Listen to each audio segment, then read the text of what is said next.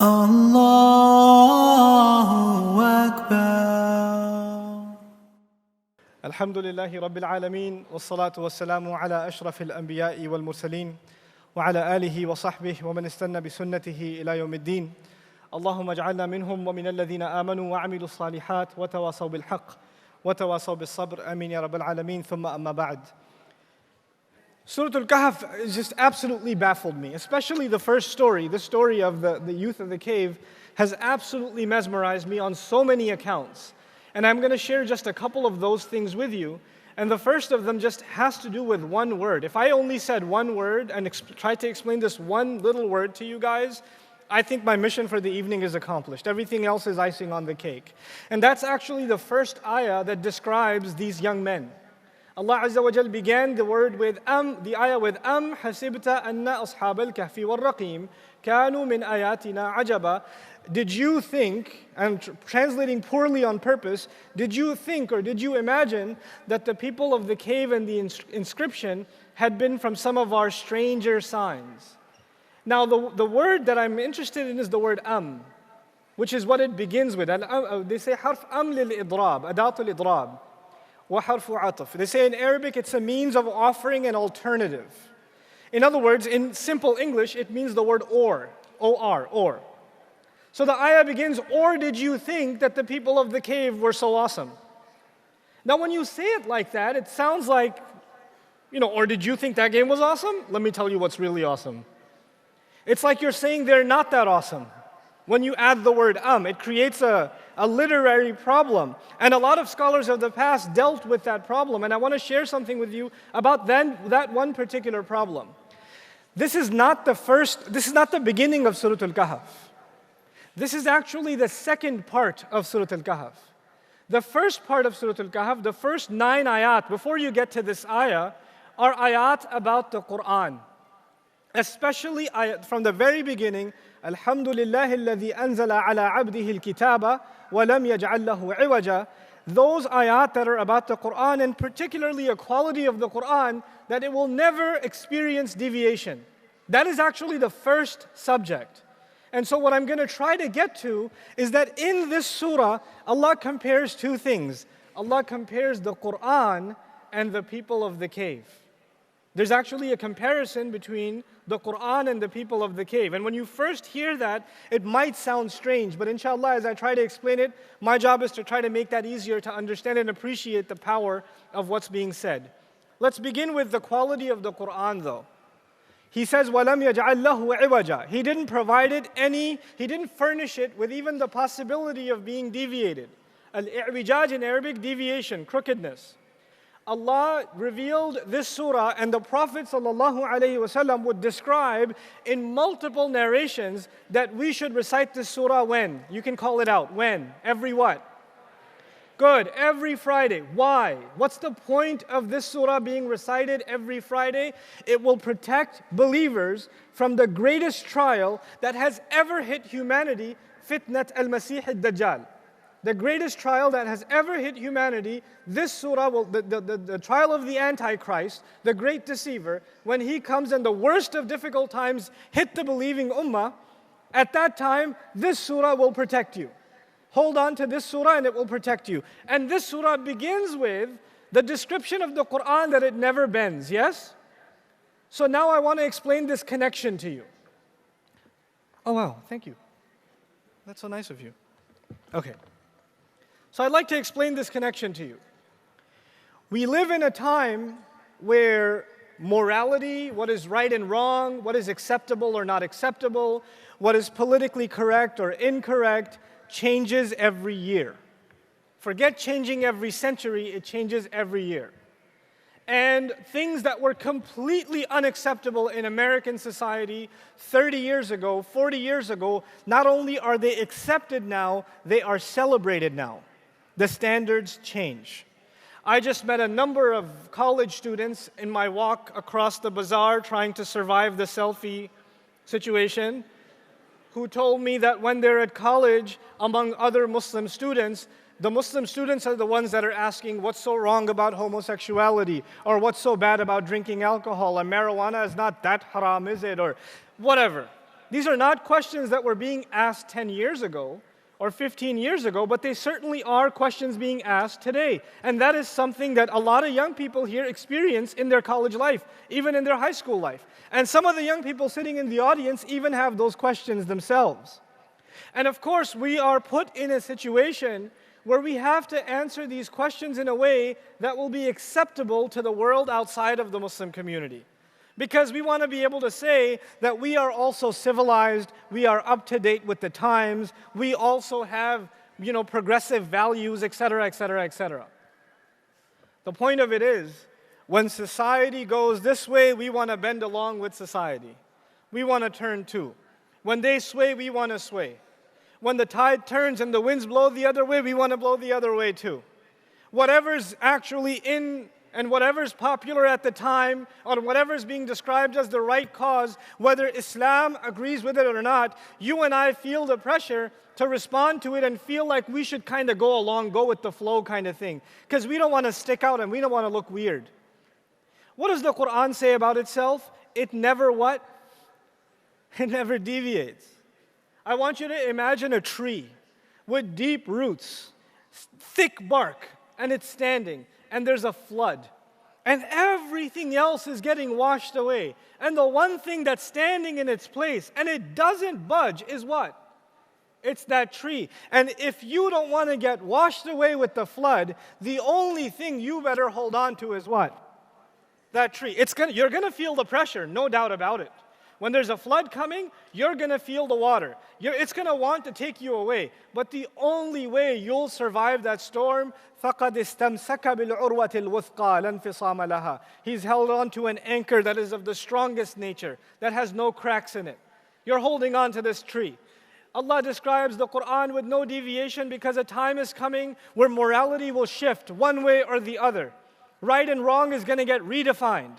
And redefined again. And you and I are going to have to stick to the same definitions of right and wrong that Allah revealed in His book. And it's not going to be easy. And the people who are not holding on tight to the book of Allah are just going to get washed away.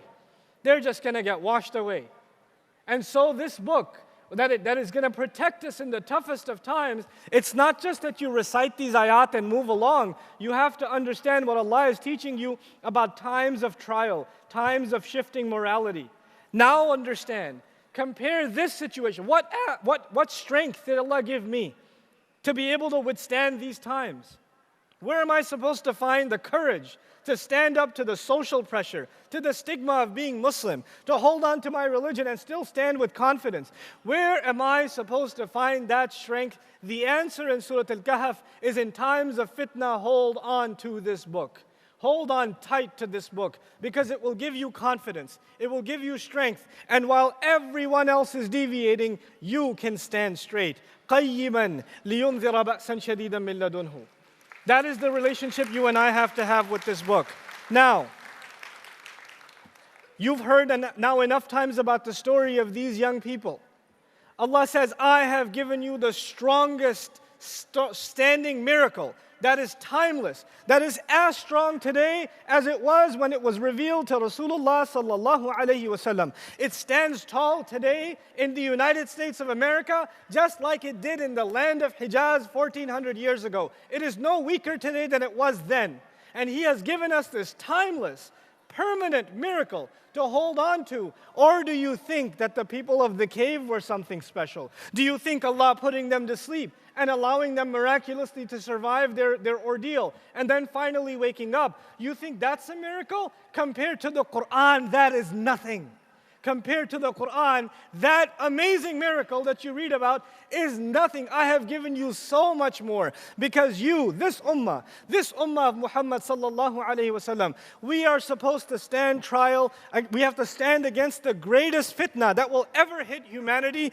Allah gave us the strongest backing, the strongest support that humanity has ever been given, and that's the book of Allah.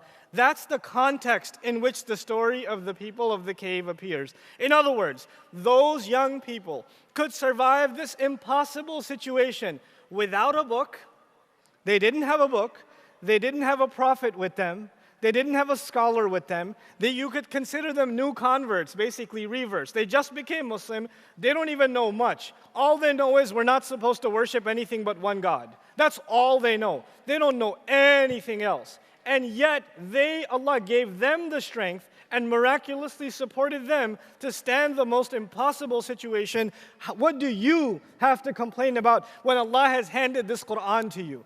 Why do you feel depressed? What reason do you have to complain that Allah is not there for you? If you say Allah is not there for you, maybe you didn't look at the shelf in your home collecting dust that has the Mus'haf sitting there, testifying against you. This is the book we must go back to. And so now let's turn to the people of the book. And in my limited time, I have to be selective in what lessons I'd like to highlight, especially for the young audience here. But actually, the lessons in the surah are timeless. They really are timeless. The first thing I want to share with you is that Allah went out of His way. He went out of His way to say, إِنَّهُمْ فِتْيَةٌ. They are no doubt young people. They are young people. آمَنُوا بِرَبِّهِمْ. That believed in their master.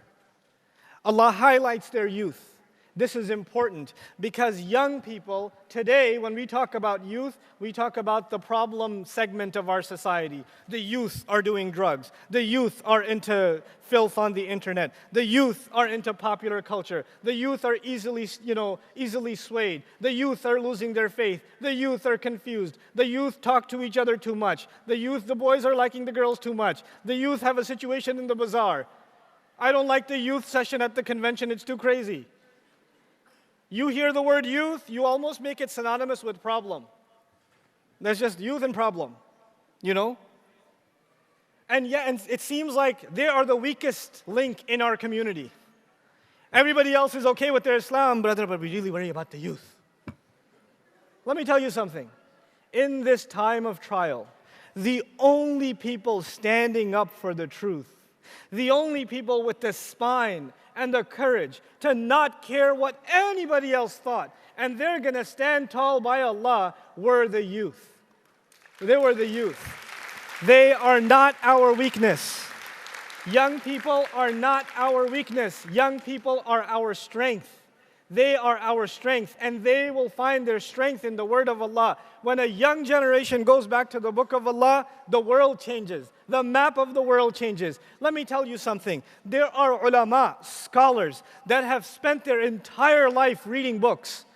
They have spent their lives worshiping Allah. They have spent their lives studying hadith, sharia, fiqh, usul, aqidah, tafsir. They have lived a life of learning and teaching, and their hairs have turned gray to white, and their skins are wrinkled, and they can barely stand straight. And these are some of the most noble, dignified symbols of Iman in our community, the elders, and especially the older scholars of this ummah that are a treasure to this ummah. And yet, the scholars of this ummah for 14 centuries are learning about a bunch of young guys who knew nothing except there's one God.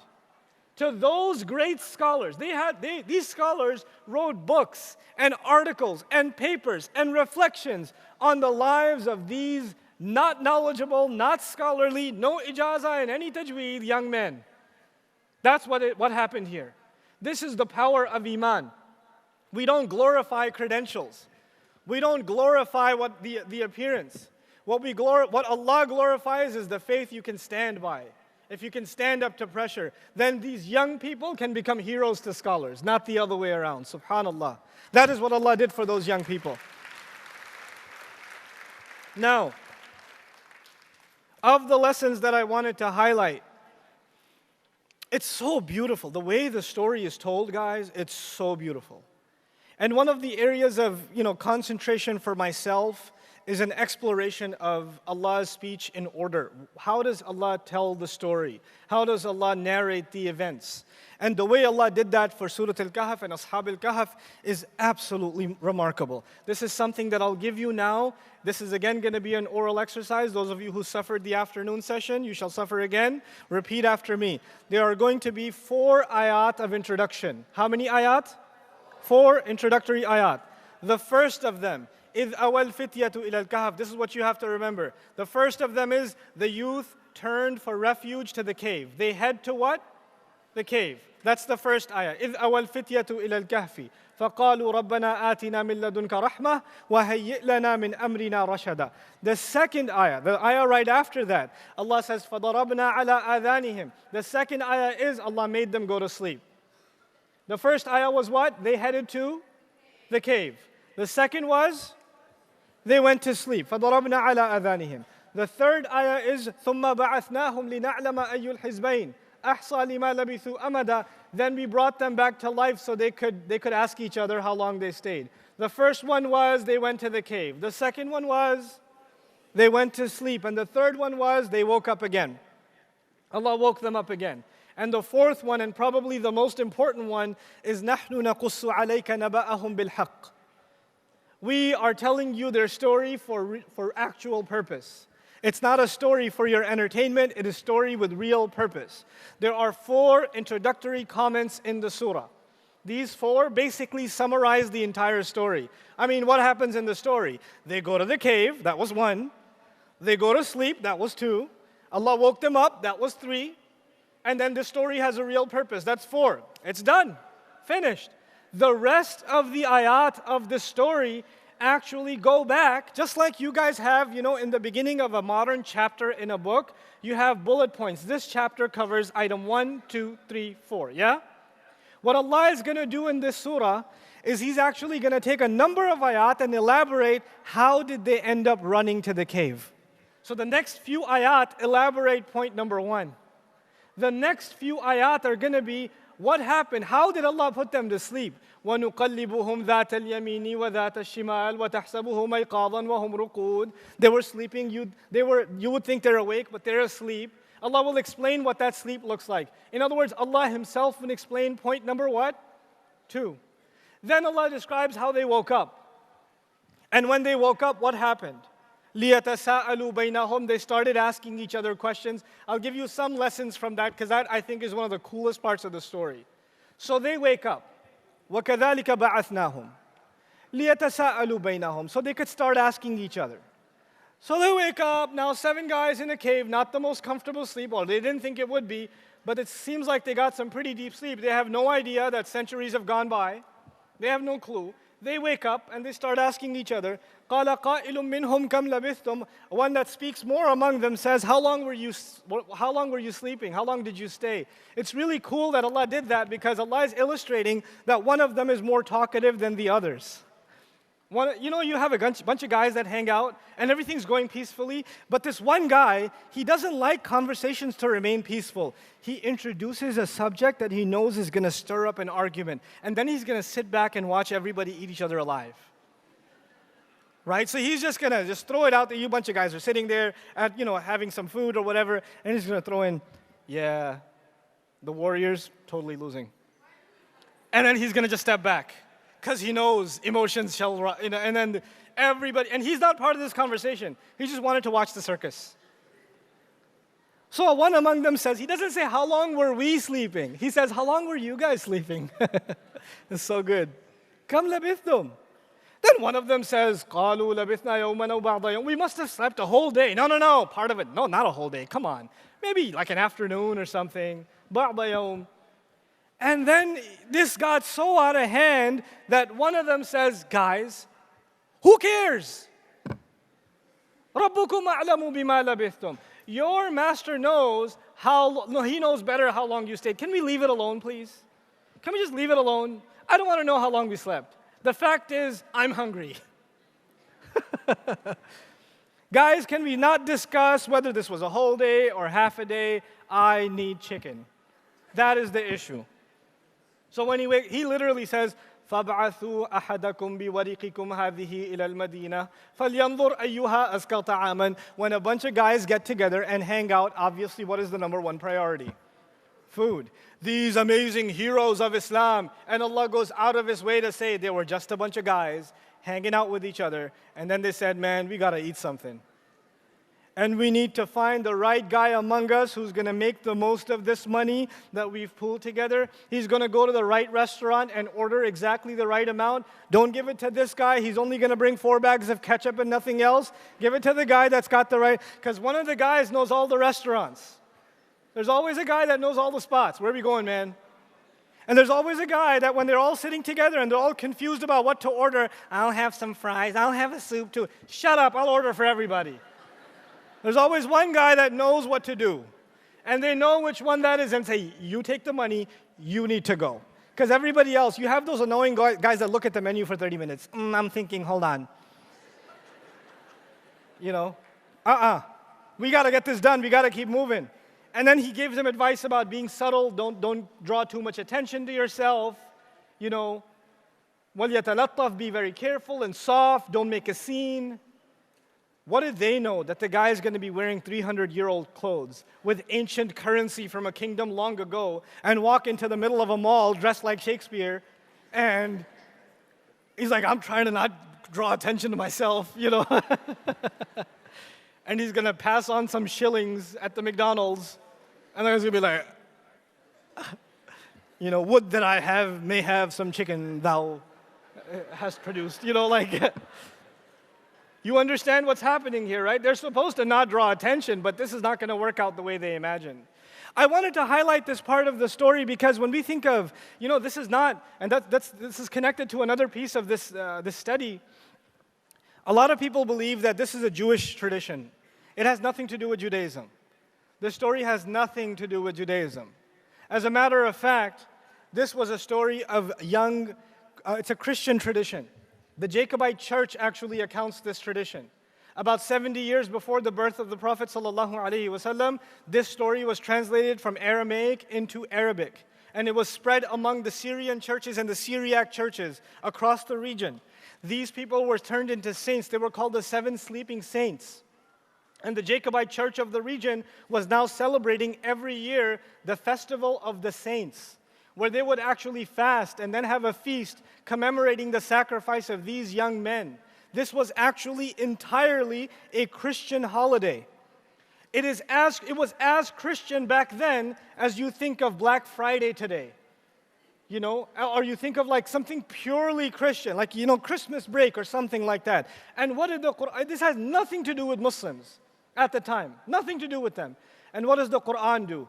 The Qur'an comes along and takes a story that is only being celebrated by who? By Christians, a purely Christian holiday, literally, and says, actually, we own it. And these are our people, and they were Muslims, and they weren't Christian at all. And they weren't saints, they were just young men. And they were very normal young men. What made them awesome was their confidence in faith. Otherwise, they were not hovering in the air, only quoting ayat. They were just pretty normal people. In order to be great in the sight of Allah, you don't have to only spew out wisdom. A lot of young people, when they turn towards the religion, they lose their personality. Like even if they hang out with a bunch of guys and everybody's having a good time, they're like, astaghfirullah, astaghfirullah, astaghfirullah, astaghfirullah, astaghfirullah. Having a good time, clearly haram. You know, it's going to hurt my iman. No, wait, hold on. You can relax. You can be yourself. You can be yourself. And one of you can ask about food. I'm hungry. Astaghfirullah al-azim. We were discussing how long we were sleeping and which ibadah we should do. And here you are worrying about the food. No, there's no reprimand. Let's go eat, man. Let's go eat. In other words, when you turn towards the deen of Allah, you don't have to become a social outcast. You don't have to become weird. You don't have to be depressed all the time because you're a person of the akhirah and you have nothing to do with the dunya. These people, yes, they left the world. They went into a cave because their lives were in danger, but they still went back to the restaurants. You understand? We paint an extreme picture that the Qur'an itself doesn't paint. And our youth suffer from this sometimes. They feel like becoming serious about Islam must mean you can't have a life anymore. You can't have friends anymore. You can't have a personality anymore. You have to drop all of those things. Please. It's such a beautiful religion. It brings color to your life. It gives you reason for joy. It's not a reason to be depressed, especially among young people. You know? So now, wait, no. Okay. Now the lesson I really want to share with you. This is the one I might even get in trouble with, but it doesn't matter. Because I'm going to leave now, so I'll be back in the morning. But anyway, so what I wanted to share with you is actually a lesson from this surah that is the least taught. The least taught, in my opinion, lesson of this surah, or this story. Of the 4 ayat I told you, that summarized the whole story. The first of them was they went into the cave. The second of them was they went put to sleep. The third of them was they woke up. And the last of them was that he's telling the story for a purpose. And by saying that, نَحْنُ نَقُصُّ عَلَيْكَ نَبَأَهُمْ بِالْحَقِّ, we're narrating the story onto you for actual purpose. By saying that, Allah is teaching you and me that there is such a thing as learning the story and not understanding its purpose. There is such a thing as learning Islam and forgetting the purpose of Islam. There is such a thing as gaining a lot of knowledge without purpose. There is such a thing. And we have to be careful about learning with what? With purpose. We cannot lose sight of purpose. Everything we do must have purpose. This is one of the most powerful lessons taught in this surah. In order to help you understand this lesson, I'm going to give you a silly example and then come back to the ayat. The silly example will help you frame your mind in the right direction. You have a person who's very successful in business. He's launched several businesses. All of them have become multi-million-dollar successes. And money is no longer a need in his life. And his businesses are running themselves. He doesn't have to spend 8-10 hours a day at work. He doesn't have to do that anymore. He decides that after all of these years of putting work in and running these businesses successfully, he wants to give back to the community, so he decides to go and become a teacher of business. So he goes to a business school and he teaches a business class, okay? Now there's a difference between a business professor who's only taught business in the classroom and a multi-million-dollar success teaching business. Who would you rather take a class from? The multimillionaire or the business professor? The multimillionaire, because he's got real life experience. He's not just going to teach you what's in the textbook, he's going to teach you what's going on in real life, you understand? And you want to take him as a role model to emulate his success. Isn't that the case? So he's a really good teacher, and he decides that one day he's going to teach his students several principles of good business by telling them a story. Because you know, when you tell a story, it becomes easy to remember. Lessons become easy to remember. Of course, Qur'an does that, right? Allah tells stories and teaches lots of lessons through the story, so they're easy to remember. Unless, instead of making a long list of lessons, he'll just tell the story, and you'll remember the lessons automatically anyway. So here's how the story goes. There's a man, he wants to start a successful retail business. He looked at the right location. He searched out the location that has the most foot traffic. He found an appropriate rent. He did a lot of research into the inventory and the quality. He did a lot of work on the branding of his business. Then he set up good customer service infrastructure, and he started running his business. And when he's telling the story, what is he telling students to do? Location is important, pricing is important, inventory is important, quality is important, customer service is important. These are things that go into running a good business, yes? One student raises his hand.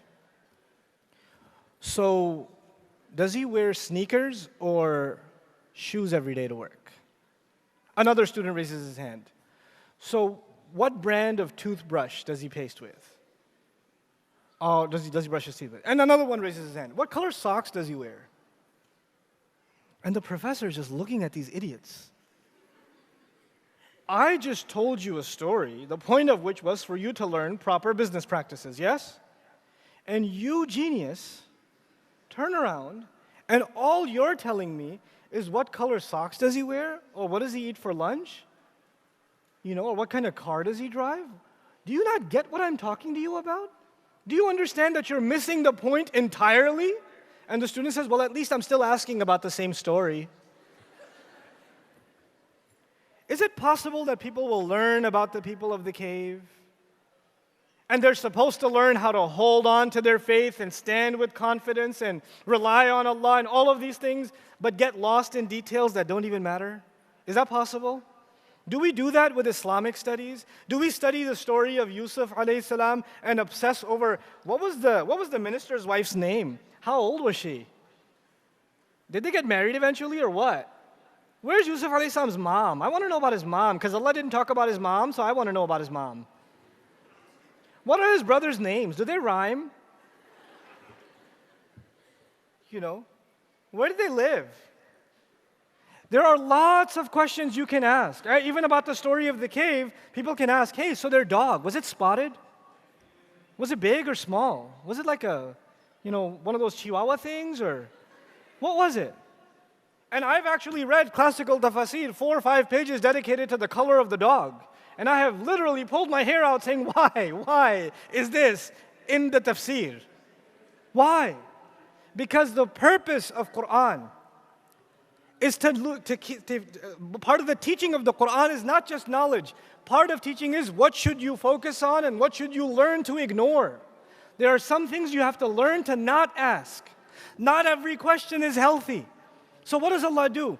He says, سَيَقُولُونَ ثَلَاثَةٌ رَابِعُهُمْ كَلْبُهُمْ وَيَقُولُونَ خَمْسَةٌ سَادِسُهُمْ كَلْبُهُمْ رَجْمًا بِالْغَيْبِ وَيَقُولُونَ سَبْعَةٌ وَثَامِنُهُمْ كَلْبُهُمْ. Look at these people. All they discuss is they must have been, 3, and the 4th one was the dog, and 5, and the 6th one was the dog, and they even say they were 7, and the 8th one was the dog. Why are they talking about this? Why can't they learn from the people of the cave that they should leave useless conversation? Remember when they were asking, how long were you sleeping? What was the answer? Allah knows better. Allah says now again, قُلْ رَبِّي أَعْلَمُ بِعِدَّتِهِمْ. Allah knows better about their number. What do you care? How is it going to increase your iman that they were 7? Aha, 7. I knew it. Because it wouldn't have been epic if they were 5. And then there are some other people who really have a problem with the fact that they had a dog. Right? Because dogs are astaghfirullah. If you're from Pakistan, dogs are like shaitan. So then they try to reinterpret the book. The kalb actually means khadim. It's their servant. His name is dog because they dog. You know what I'm saying? He was their dog. So, what are you talking? They had a dog. It's okay. They had a dog. And even the ayah says, بَاسِطٌ ذِرَاعَيْهِ بِالْوَصِيدِ. The dog had his paws stretched out. How are you going to say their servant had his paws stretched? I mean, visualize this for me, please. And they're running for their life and they have a servant? Are you serious? Even in a state of emergency, you take your butler with you? I mean, come on. It doesn't make any sense. But anyhow, what I'm saying is, even in the study of Islam, a lot of young people here have become inspired and they want to learn more about Islam. And they want to take classes and courses and increase their knowledge. But one thing I will really remind you of: don't lose sight of purpose. Don't go overboard in learning something that is not making you into a better person. If you know enough tajweed to recite the Qur'an without mistakes, it's okay. You don't have to have 13 ijazat in tajweed. It's okay. It's okay. Allah will not ask you about it. You're relaxed. There are other things you need to learn that are a bigger priority for you. Those of you that want to become specialists, go ahead. But for the rest of you, don't overindulge in one subject over another. Don't, give something priority that Allah Himself didn't give this much priority. And we do that. We tend to have this ghulu, this overboard excessiveness in our learning of the religion. That's why Allah says, لَا تَغْلُوا فِي دِينِكُمْ. Don't become excessive in your religion. So how do you know and how do I know that we're becoming excessive or not becoming excessive? This is one of the greatest lessons of this surah. Allah will teach us, you and me, what kind of questions we should be asking and what kinds of questions we should not be asking. If Allah wanted me to know where the cave is located, wallahi, He would have told me. If Allah wanted me to know how many there were, He would have told me Himself. If Allah wanted me to know what the names of these guys were, He would have told me. He keeps details from me on purpose. Because He's telling me, I don't want you to focus on that. Focus on what I did give you. The tragedy of even Islamic studies has become, our entire focus becomes on what Allah didn't say. What He didn't say, not on what He did say. And then after teaching this incredible lesson of focus, there are 3 more stories in this surah. How many more? 3 more. Let me tell you what they are. There's a story of 2 gardeners. This is followed by the story of a journey taken up by Musa alayhi salam and Khidr. Then there's a story after that of Dhul Qarnayn. The story of the 2 gardeners, did Allah mention their names? Does anybody know if Allah mentioned their names? Or the location of the garden? Or the century in which it occurred? Or which prophet they followed? Did He give those details? No, because that's not what you're going to learn about. You need to focus on what you've been told. Then Allah told us the story of Musa and Khidr. And even Khidr's name is not mentioned. Who is this Khidr? Is he a man? Is he an angel? What is he? Where is he? Where did Musa alayhi salam go? Who's the servant next to him? Where is this place where the 2 oceans meet? Where did they go first? Did Allah answer any of these questions? No. But do we become obsessed with those questions? Absolutely. We become obsessed with what Allah does not want us to focus on. In other words, the first story taught us a lesson. Learn to ignore your useless curiosity. It's okay to be curious, but there's such a thing as a useless curiosity. And He tested my useless curiosity with the story of the gardeners. Then He tested it again with the story of Musa and Khidr. And what's the last story in the surah? Dhul Qarnayn. Do we ask silly questions about Dhul Qarnayn instead of focusing on what we are told? Who is this Dhul Qarnayn? Is it Alexander the Great? Are Yajuj and Majuj really behind the China Wall? You know, we get obsessed with things Allah chose not to tell us. This in and of itself is a powerful Quranic teaching. In times of fitna, you have to hold on to the book. That's what I started with, you remember? You have to hold on to the book, but you have to hold on to the book with purpose. You can't just hold on to the book artificially or for your own silly curiosity. You must emphasize what your Lord Himself emphasized. You must pay attention to what He said and what He wants you to know and what He wants you to learn and internalize. One of the most beautiful ayat of this entire story is قُلْ رَبِّي أَعْلَمُ بِعِدَّتِهِمْ. Allah knows better about their number. When do we say Allahu A'lam? When you know something or when you don't know something? When you don't know something, you say Rabbi A'lam, Allahu A'lam. Isn't it? So when Allah says Rabbi A'lam, what is He saying? You don't know. He knows. Leave it alone. Leave it alone. And the beautiful language is Rabbi A'lamu bi'iddatihim. My master knows better about their number. Meaning, were they 3, 5, 7, 85? I don't know. Allah is the one who knows. But then He added something. He said, مَا يَعْلَمُهُمْ إِلَّا قَلِيلٌ.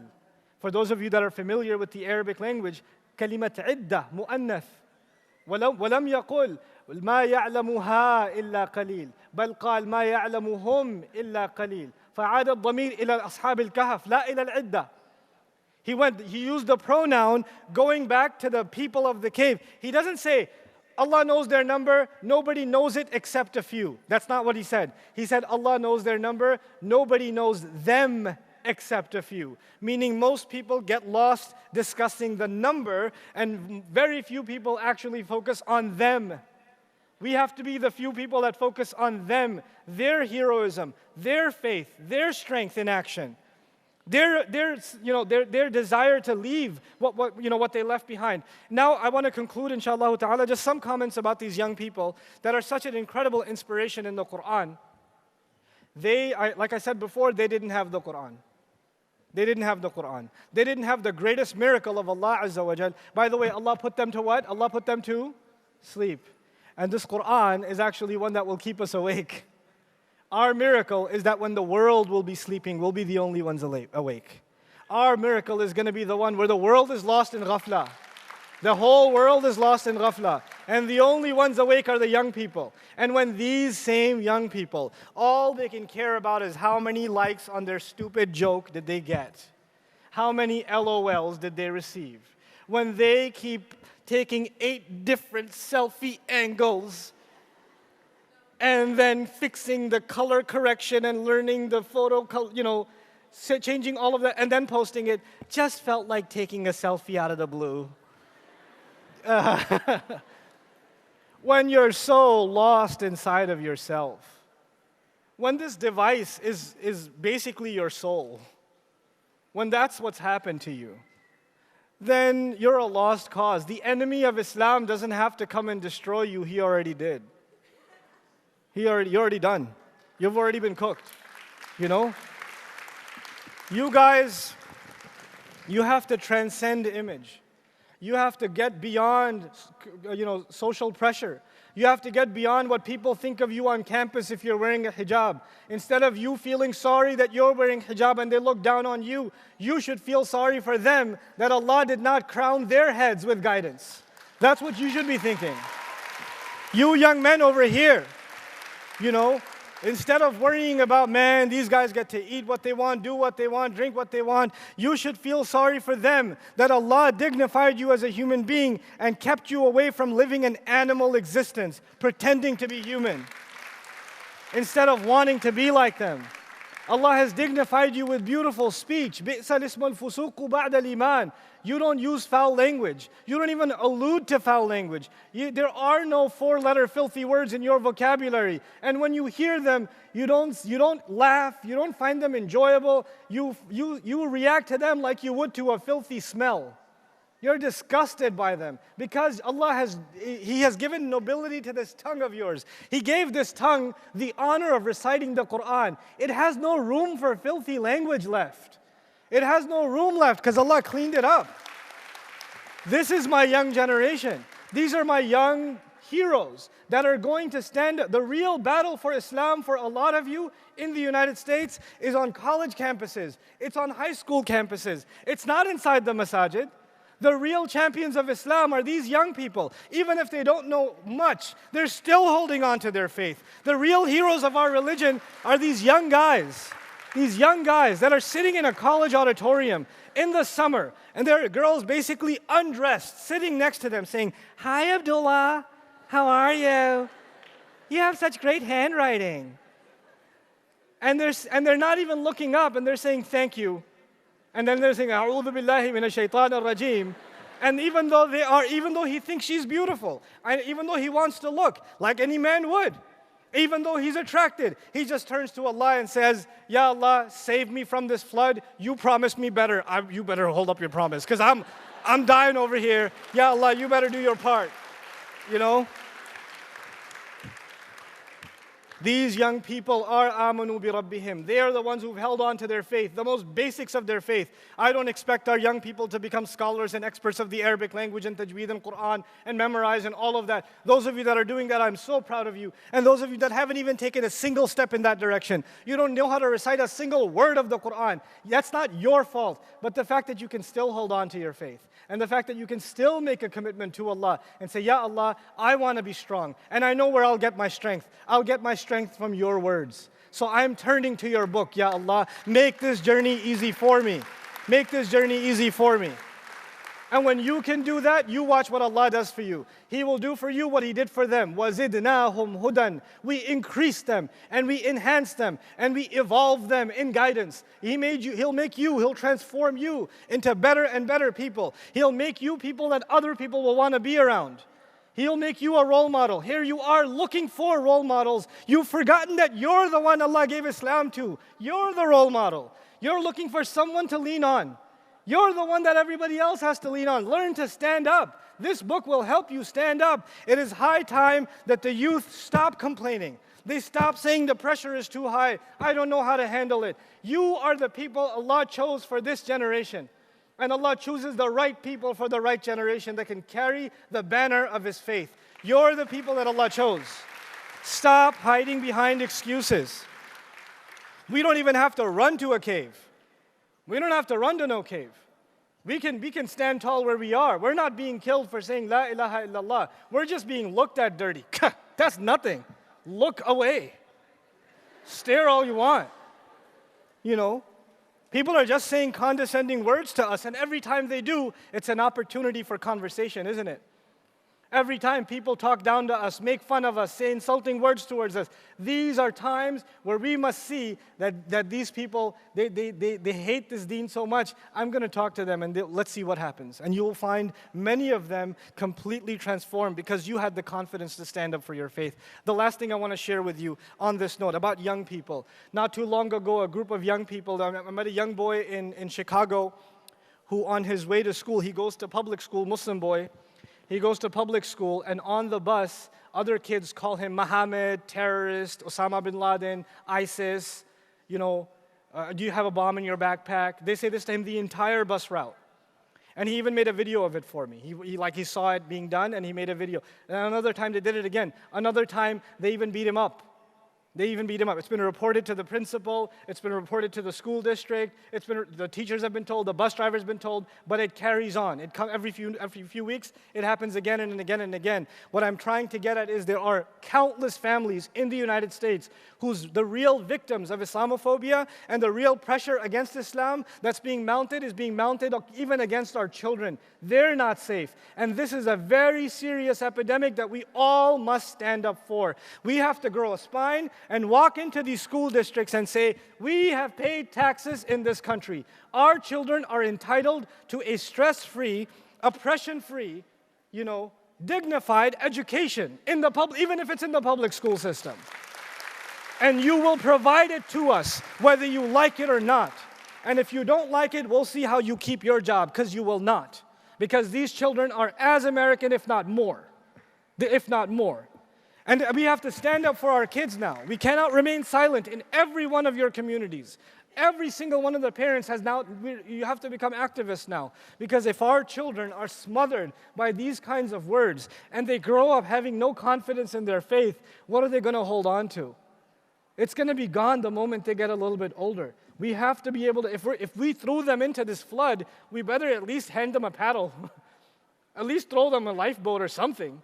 You can't just throw them in the mix and not support them. So the cause that I leave everyone here with is the cause of our kids. The cause in your local communities. Get involved and let them know Muslims live here and they're here to stay. Barakallahu li wa lakum. Assalamu alaikum wa rahmatullahi wa barakatuh.